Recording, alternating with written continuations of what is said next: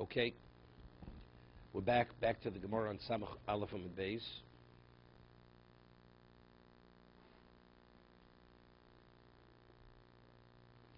We have the argument here between Reb Meir and Reb Chanina ben Gamliel that one makes a condition. Do you have to speak out both sides of the condition or not?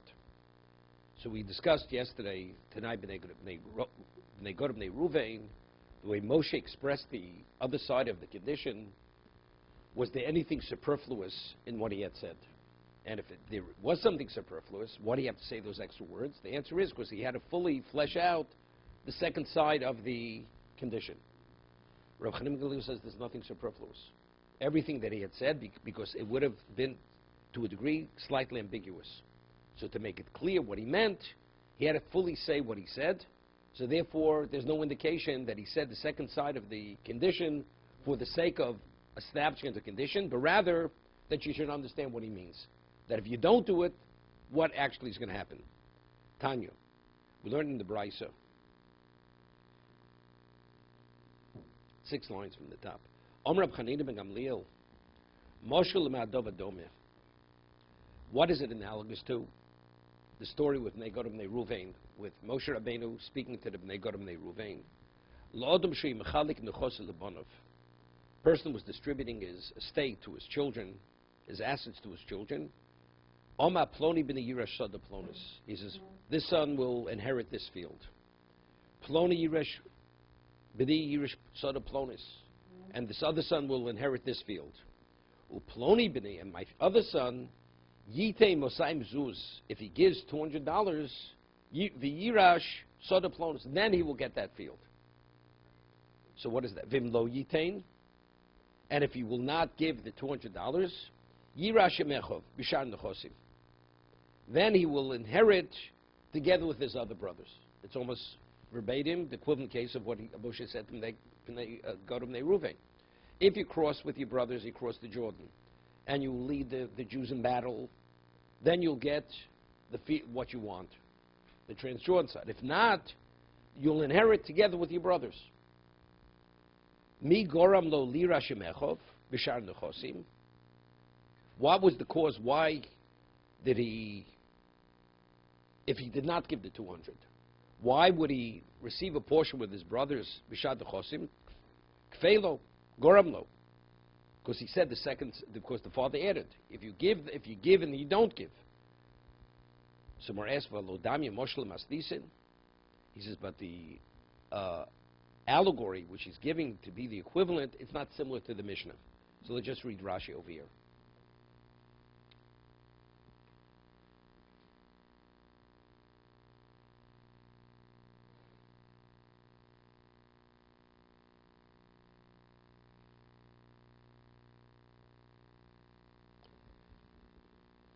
Mi gorm lolito ochiv b'shan nechosim kfelo gorm lo. Dim lo kofal. Let's say he wouldn't have said the second thing. He says, and if you don't give, then you will share with your other brothers. That's what he said. Dim lo kofal. But let's even say that second statement. He says, if you give $200, you get the field. So what is the inference? If you don't give, then you get nothing. Then you get nothing, right? But he says, if you don't give, then you'll share with your other brothers. Dim lo kofal yisi shomea. Dim lo yitein yitol bo sesodeh. Fi chelek hamagia bo. 1 second. Meaning, if you don't give, I would have thought, Yito ba'osa sodek vi chelek hamagielo. You will only get in that field the equivalent of what? Of your percentage that you're supposed to get. Avo shtei sodo shektzisem le'echov. But the 2 fields that he designated for his brothers, lo yito klum, you get nothing. V'kosh kem shlo yito lo'osa sodek kineged shar nechosim. Okay, let's explain what this means. He said, he has 3 sons, Ruvain, Shimon, Levi. He says, this field goes to Ruvain, this field goes to Shimon, and the 3rd field will go to Levi, and the 3rd field we're speaking about is a much larger field. It's a much larger field if you give $200. But if you don't give $200, then you will not get that field. So how would have I understood that to mean? You wouldn't get the full field, but you will get the equivalent of that field to be the equivalent of what your brothers are getting. But what your brothers are getting, you have no share in what your brothers are getting in terms of their portion. So by Moshe saying the second half of the statement, he's saying no.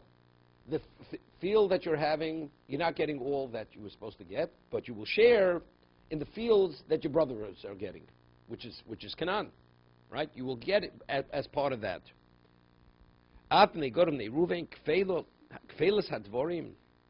Because Moshe Rabbeinu had said the second statement, Gorban and Litol Chelkem Beretz Canaan. That was the basis why they had a share in Canaan. Shimlo Kofal, because if he wouldn't have made the second statement, Moshe Rabbeinu, he said, Omer, what would have I said? Lo Yitlu ben Bo Klum. They would get nothing in Canaan. Elo Beretz Gilad, Mashe Magim Lehem. What they meant to receive. Meaning, as what we discussed yesterday, when they all conquered Gilad. So it was divided into 12 portions. So what are they going to get there? They're going to get that plus the equivalent of what the brothers are getting in Canaan. Right? If you cross, then you get it all.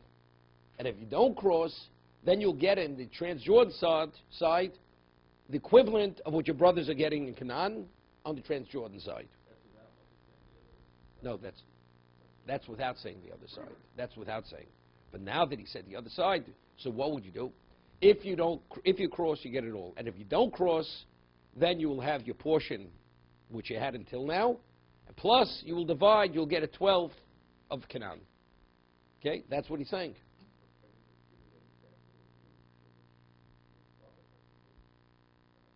Hossam, Samara is asking, it seems to be the Mishnah and what the Brisa says, what is giving the allegory, are not similar. Why? Hossam asis k'tonishim lo kofa lo yinotlim klum lo kan vel kan. He says from the Mishnah it's indicated in the dialogue between Reb Meir and Reb Chanina ben Gamliel.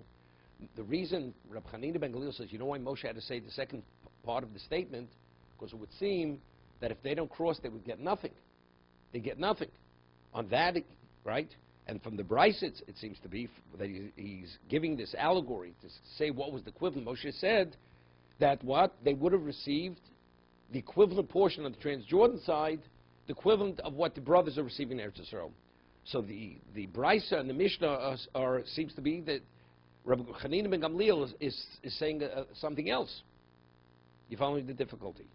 If you read the Mishnah says, Rabbi Meir says, why did Moshe have to make the second statement? Clear, it's Tnai Kofel. Rabbi Chanina says no. Because if he wouldn't have said the second statement, I would say you receive nothing. Not in Eretz Yisrael and not on the Transjordan side. So therefore he had to say what he said. That if you go and you fight with your brothers, you'll get the full Transjordan side. If not, you'll receive a portion in Eretz Yisrael despite the fact that initially you had no interest. Because you would think maybe I would penalize you because initially you rejected it and you said you had no interest. Moshe says no. Despite that, you will get the portion in Eretz Canaan. So therefore, the second statement is not something which is superfluous. So therefore, we're not able to learn anything from the second statement regarding the laws of Tanai Kofel. But the Brisa is saying differently. Moshe had to say the second statement, not because I would have thought they would receive nothing. Because I would have thought, what would they receive? Nothing in Eretz Yisrael, but they would received an equivalent portion on the Transjordan side of what their brothers are receiving in Eretz Yisrael. No, that's what he's saying. That's what he's saying. If you pay the $200, you get the portion that he said, which is a very large. If not, you will divide together with your brothers. Okay? No, but it says you will get the portion. Our Mishnah says the reason why I had to say I would think you'd get nothing. Our Mishnah. Here it says you would get a percent. No, did you get your percentage in that what? No, you'll get the equivalent there of the first of the fields which your brothers are getting. It's not he's not going to get anything. But otherwise you'll get more. You'll get the whole field. That's more than two. It has nothing to do with covering the difference. That's the father set the number. Has nothing to do with it. Right?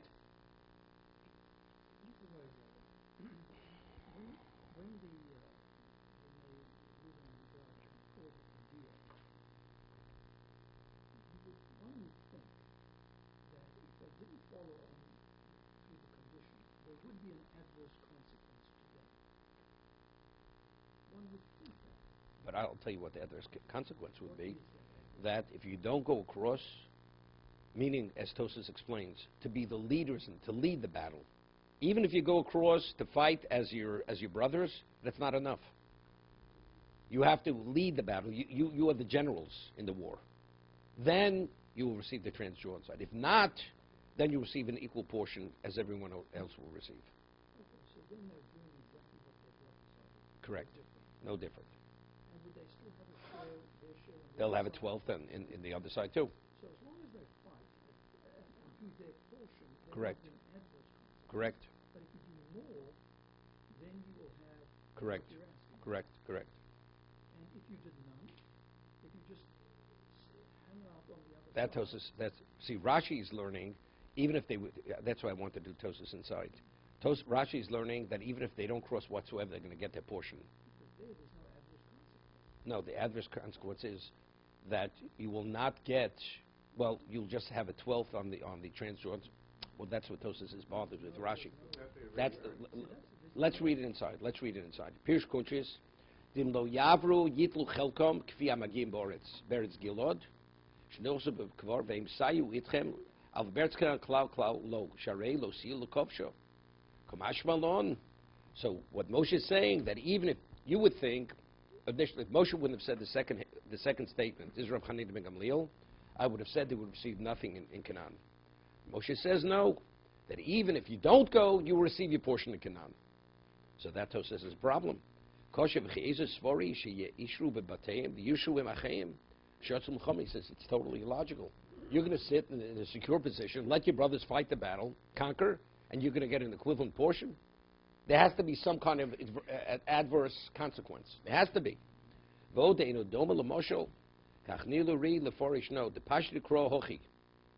is what the pasuk is saying. Im yarvu chalutzim beroshi hatzova. If you cross the Jordan armed, and you're the leaders in the battle. Lios rishona bil mechama. You're the first to go out to the battle to fight the battle. B'schar tovazu, as a reward for doing this special kindness. Shiasi machem tinos lem eretz hagilot. Then you receive the whole Transjordan side. Vimlo yisatzmu yosem yachem. If you're not going to invest a greater degree of effort in the battle than your brothers, then you're going to receive an equal portion of theirs. V'ochin neforsh lo kosav beretz Canaan. Hava minushim lo yavru chalutzim rosh hamilchama lo yisai b'kibush oretz shar shvodim klau lo yitlu beretz Canaan. So what do I? If Moshe wouldn't have said the second half, I would have said, if you're not willing to go fight and do more than your brothers, you receive nothing Canaan, but you'll receive the portion in Transjordan, the 1/12, or the equivalent of what you would get in Canaan. Nevertheless, even as ordinary fighters, they will receive a 12th in Canaan. No, they'll have the original 12th. They'll have the original 12th. No different from all the others. Correct, correct. Now he's saying that they'll be penalized even if they do help. So even if they help, No, the Havamina. The Havamina. even if they help. That's if Moshe wouldn't have said the second statement. That's what I would have thought. But if they just sit and look after their cattle And do nothing, then he says then they will get nothing. There's not even the consideration of we will get anything in Canaan. Then definitely Moshe. That was not even the. nothing there and nothing there. No. They'll have the 12th. They'll have that 12th where they are. They're not going to penalize. That will take away even what they have in the Transjordan side.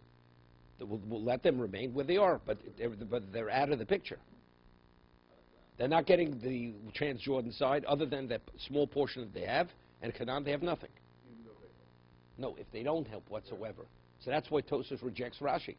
If you don't help, there's not even consideration they'll get anything in Canaan. Rashi saying what he said to them was that if Moshe wouldn't have said the second statement, the second half of the statement, I would have thought that if they cross, then they get the Transjordan side, as they're asking. If not, then you'll get nothing in Canaan. If not, you don't cross at all, you get nothing in Canaan. Kamash Malon, even if you don't cross to fight whatsoever, you'll get a 12th as your brothers. That's Rashi. So Tosfos says it doesn't make any sense. If you're sitting in the security of your homes, your brothers are fighting, you can get a portion. Definitely not. They never said that. Moshe initially suspected that they had no interest. Right? They said, look, they wanted to do what the Meraglim wanted to do. So now Moshe now understands. So they said, no, that's not. We want to go and fight. But Moshe made the statement after they clarified. Moshe is speaking in the name of Hashem. Well, So it sounds like they were asking to secede. No. They weren't asking to secede. No. Why would What does Hashem secede say mean? you No. have to say to them, then you have to come over and No. He's not saying. They offered. They know. Now, let's get the story straight. The original Moshe said, we want to remain on the Transjordan side. So they thought, this is a repeat of the Meraglim. That's what Moshe thought. Afterwards, they clarified themselves. Says, no, that's not what we're talking about. We're willing to fight and go across with our brothers until the conquest is done. And they even added, not only the conquest, until the land is divided. That's what they said. Okay? So now, after they clarified what they meant, so they're not similar to the spies. So now Hashem comes in the picture. Right, and if we go, we want it all. We want it. No, they're not. They say, right. So Hashem says, not a problem. Work out a deal, but this is the deal. If you cross, and the way Tosa is learning, and you will lead the battle, then the Transjordan side is yours. But if you cross as your brothers and fight as ordinary soldiers, then you will receive your portion of Canaan, and you retain the 12th of the portion on the Transjordan side. That was Hashem's response.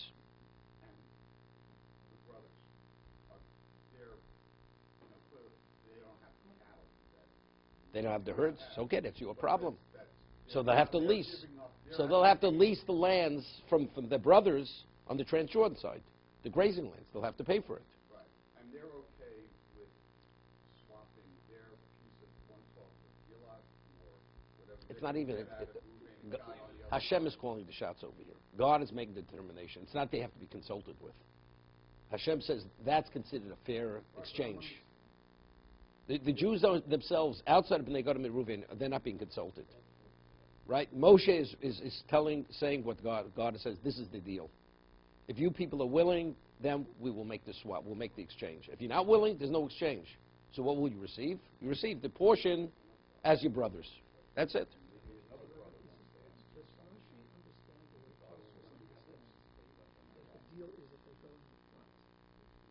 Rashi's not understanding it that way. What does he understand? He understands that if you go and fight with your brothers, It's not to lead in the fight, it's just to participate in the battle. Okay, so there is just participation. Correct. So if you participate, just like everybody else, you get what you're asking for. Correct. If you don't participate, then you don't get. Then what do you get? No, so that's easy. Then you will get not what you're asking for, but you'll get your portion in Canaan, So you could just sit in the security of your home, and receive your portion. get your portion, Exactly. but nothing on and your portion on the other side. The 12th. That you don't have to forfeit that. So that's Tosa says. Tosa says it's totally illogical. He says it's totally illogical.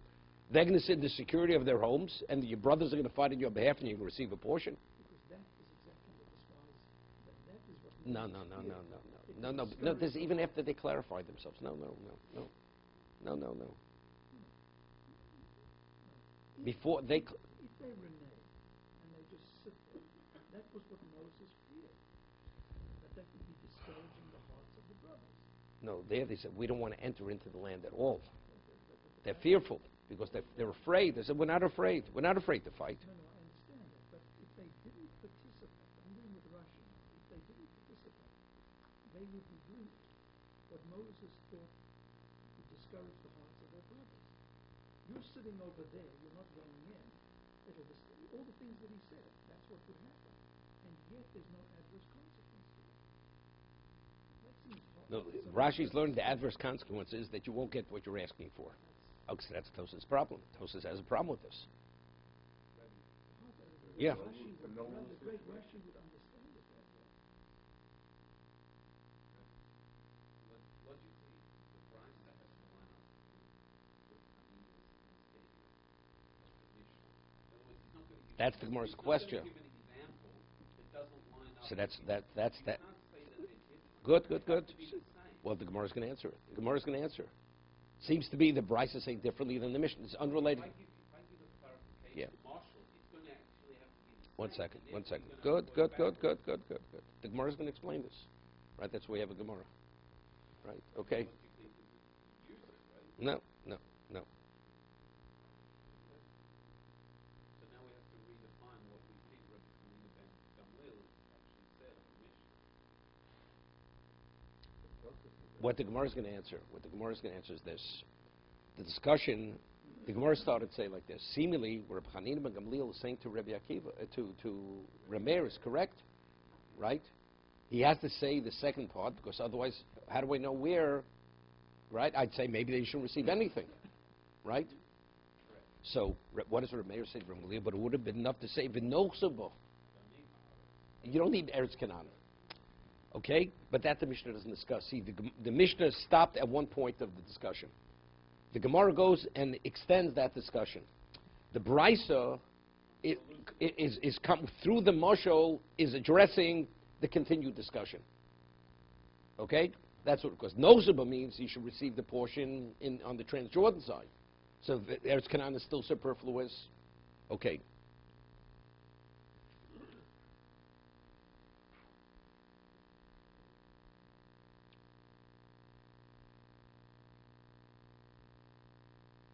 No, Rashi is difficult. Oh, you're asking. I mean, Tosas has difficulty. He says, "V'chiyeza svora."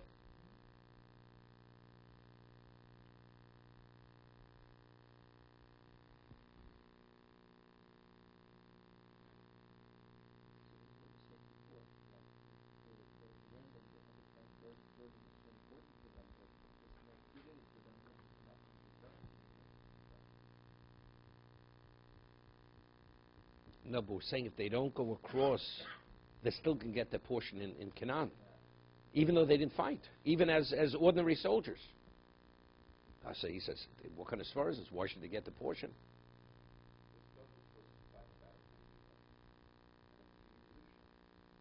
Yeah, but it's again, it's they should.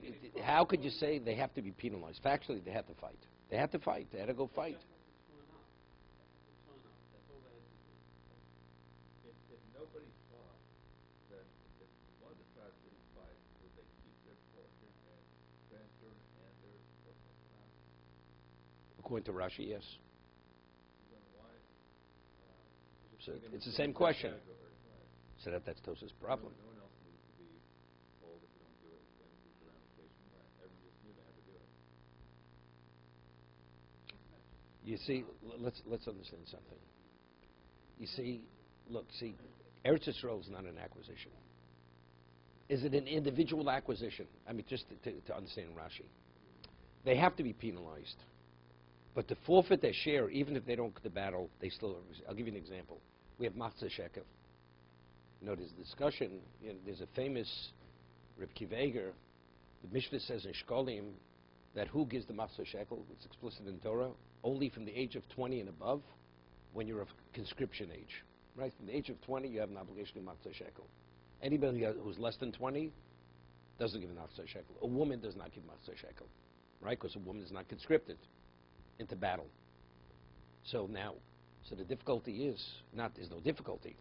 We have carbonate siva. What did they do with the Machzah Shekel? They brought the communal offerings.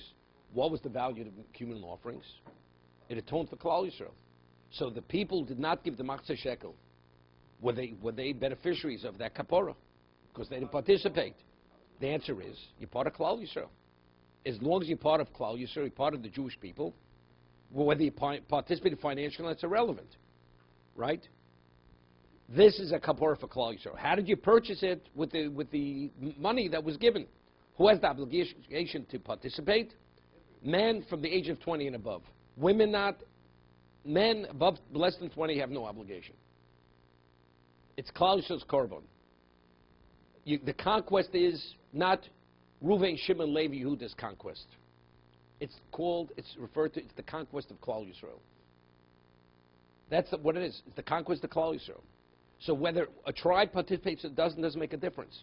If each person is participating in the acquisition, You acquired, he acquired. Now we're decided. We did it jointly, now we're going to divide. It's like a partnership. Everybody puts in money, now we divide the property that we bought. But what are we dividing? What you purchased. The conquest is not the acquisition of any individual. It's the acquisition of Klal Yisrael. So whether you participate or not, being part of Klal Yisrael, you have a share of it. That's what Rashi said. I'm just saying, say, the great Rashi, how do we understand them? So there's a question, so how do we penalize them? Now we could talk, so what's the penalty? The penalty is now you're going to have the hardship. Is what Alec is saying. You have these flocks, these herds, and you have no grazing lands. You're not going to get what you asked for. And you're going to be in a very compromised position because you're not willing to fight with your brothers. You're sharing Eretz Yisrael, but that's not going to be adequate for your need. It's not adequate either. But why do you get your portion? Because again, it's not the acquisition of each individual, but rather it's the acquisition of Klal Yisrael. That's the way Rashi understands it. Okay, let's go further. So just let me mention Reb Kivega. Reb Kivega says that the Gemara says in Brochos, what do we daven? Shachris, Mincha, Ma'ariv. So the Gemara says it's Keneged Ovos Tiknum. Because Avram daven Shachris, Yitzchak Mincha, Yaakov Arvis. So therefore they legislated 3 times a day to correspond to Avram, Yitzchak, and Yaakov. But the Gemara says, but also, it also corresponds to the Talmud Shel Shachar, Talmud Shel Bein Arbaim. The morning tefillah corresponds to the morning communal offering, mincha to the afternoon communal offering, and Ma'ariv is connected Evorim U'Bedorim. They would sacrifice the limbs and the fats that weren't burnt during the day, they would burn them at night. So the Gemara says it's both. But Musaf, the Gemara says, Korban Musaf is definitely connected Korbanos Tiknum. The Musaf, we say the Psukim, that's the equivalent of the Korban. Okay? So Reb Kivega says, therefore, if you have a person who's less than 20 years old, he should not daven for the Oven Musaf. Because since he doesn't participate in Machzah Shekel, therefore he's not really the qualified to be the Shlich Tzibur for Musaf. That's what he says, Reb Kivega. He's not saying, as l'chatchila, it's not the optimum choice. He should be minimally 20 years old and above because he's a participant in Machzah Shekel. So there's a sefer called Amudi Or, who goes and shows exactly what we're saying. A woman doesn't participate, yet she has full kapara. The boy who's less than 18 years old, he has full kapara, whether he participates or not. So if that's the case, why shouldn't he be qualified to be the shlich tzibur for Musaf? And he concludes, there's no basis for the schumrah. And therefore, even somebody less than 20 is as qualified as somebody more than 20. That's his conclusion. Okay? Because the korban is the korban of Klal Yisrael. You don't have to contribute. He's a shliach tzibur. Contributing means you have no relevance. If you have no relevance to the Musaf, I'm saying you can't be my representative. He has the same relevance as the man who participated. You can't be shliach for some other reason. That's a separate discussion. No, what are you talking about? She can't represent. Could a woman be motzi? So we're talking representative. She doesn't have full benefit. She doesn't have. Eine mitzuvosa is not a mitzuvosa. It's not the same level. She does not receive the credit that a man receives. A person who's obligated, a person not obligated, they both do the same mitzvah. It's a different degree of value, right? Godla mitzuvosa yosef mishena mitzuva. Rambam rules in Hilchos Talmud Torah. David is important. Hilchos Talmud Torah. Okay. That a woman who studies Torah, he says, although she receives credit for studying Torah, but the value is not the same value as when a man studies Torah. Why? Because God la mitzvah osa m'shein mitzvah osa. My point is, though, when the husband takes it with an escort and does the mitzvah, she still gets credit for that, correct? No, of course not. Nothing. She has no obligation to do it, right? No, she didn't do the mitzvah. She didn't participate. No, that we discussed by Ner Chanukah, because that's on the household. Ner Chanukah is on the household, so therefore she's the equivalent of himself. But where it's individualized, let's talk about Korban Pesach or matzah at the Seder. Could the husband's matzah be motzi his wife a matzah? I eat matzah. It's good. You don't have to eat matzah. Each person has to eat their matzah, whatever the obligation is. Okay. The difference between if you are not participating because you're not supposed to participate, or if you're not participating. Let's say someone's over 20. He's supposed to give matzah to share, but he says, I'm not giving matzah. He still has a share. He still has a share. So you could say, So no, so you could say he's a debtor. He's a debtor. He has a chiyuv. And they could force him to give, they could seize property. He's a balchov. Okay? But he has relevance to it. So this person says it has no relevance to anything. If you're a full beneficiary of kapora and you qualify because you're bar mitzvah, you could be a motzei tzibur. It's not a problem. the whole phase is to be tight because they decided that they don't want to. Doesn't make a difference. They still get contract. The idea of fighting to settle the land, all they can do is show up. According to the original understanding, just that Hashem would fight. No. Hashem would fight the wars. They still had to go through. They killed the enemy. They still killed the enemy. The reason why you succeeded in killing the enemy is because Hashem allowed you to succeed. Right? They were stronger than you. They were more powerful. They were entrenched. They were protected. Despite all that, you're going to have victory. But you still have to go through the motions. No, that's more than showing up. There's a full participation. To be continued.